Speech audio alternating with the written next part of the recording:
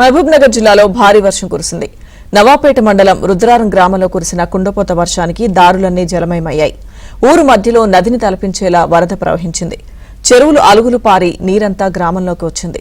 ఇళ్లలోకి నీరు చేరడంతో గ్రామస్తులు తీవ్ర ఇబ్బందులు పడ్డారు. ఇంతటి వర్షం ఎప్పుడూ చూడలేదని గ్రామస్తులు చెబుతున్నారు. మండలంలో 7 సెంటీమీటర్ల వర్షపాతం నమోదైంది.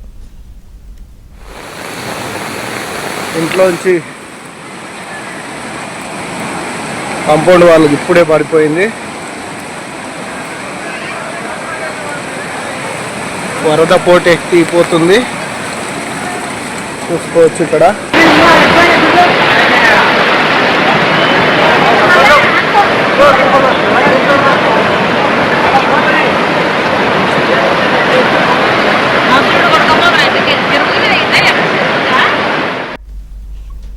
మరోవైపు మహబూబ్నగర్ పట్టణంలో 2 రోజులుగా కురుస్తున్న భారీ వర్షాలకు నల్లకుంట చెరువు అలుగుపారుతోంది.